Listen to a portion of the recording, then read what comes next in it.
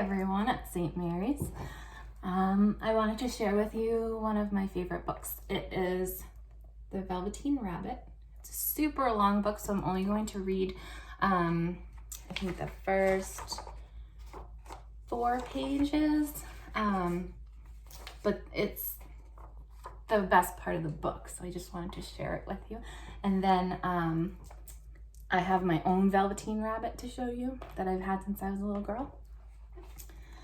There was once a Velveteen Rabbit, and in the beginning he was really splendid. He was fat and bunchy as a rabbit should be. His coat was spotted brown and white. He had real thread whiskers, and his ears were lined with pink sateen.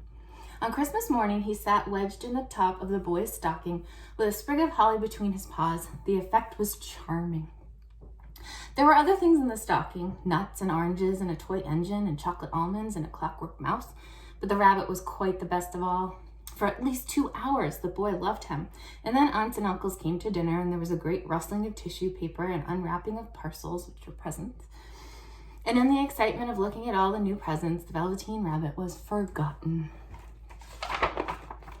For a long time, he lived in the cupboard or on the nursery floor, and no one thought very much of him. He was naturally shy, and being only made of velveteen, some of the more expensive toys quite snubbed him. The mechanical toys were very superior and looked down upon everyone else, and they were full of modern ideas and pretended they were real. The model boat, who had lived through 2 seasons and lost most of its paint, caught the tone from them and never missed an opportunity of referring to his rigging in technical terms. The rabbit could not claim to be a model of anything, for he didn't know that real rabbits existed. He thought they were all stuffed with sawdust like himself, and he understood that sawdust was quite out of date and should never be mentioned in modern circles. Even Timothy, the jointed wooden lion, who was made by disabled soldiers and should have had broader views, put on airs and pretended he was connected with government. Between them all, the poor little rabbit was made to feel himself very insignificant and commonplace, and the only person who was kind to him at all was the skin horse. So a skin horse is, this is an old story, so the skin horse is like a rocking horse kind of thing. The skin horse had lived longer in the nursery than any of the others. He was so old that his brown coat was bald in patches and showed the seams underneath, and most of the hairs in his tail had been pulled out to string bead necklaces. He was wise, for he had seen a long succession of mechanical toys arrive to boast and swagger and by break their mainsprings and pass away, and he knew that they were only toys and would never turn into anything else.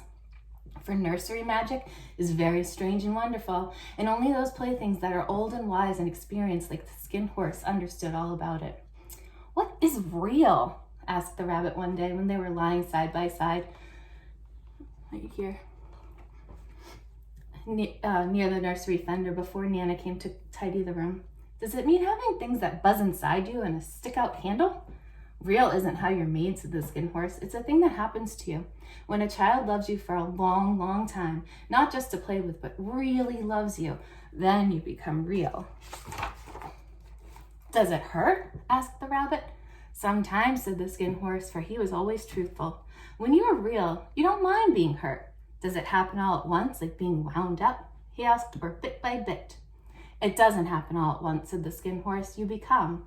It takes a long time. That's why it doesn't happen often to people who break easily, or who have sharp edges, or have been carefully kept. Generally, by the time you are real, most of your hair has been loved off, and your eyes drop out, and you get loose in the joints and very shabby. But these things don't matter at all, because once you are real, you can't be ugly, except to people who don't understand." Now, that's my very favorite part of the story. Now I'll show you my own Velveteen Rabbit. See, just like it says in the story, his hair has been rubbed off, eyes dropped out. When I was younger, my mom had to hot glue his eye back in. And then you can see here, she had to stitch up his mouth. So this is what happens when you have, when you become real, when you're a toy, when somebody loves you so much that this is what you look like. So I hope everyone has a great day and everyone's feeling good. And if you want to send me an email or Zoom with me or Skype with me, then I'd love to do that. See ya.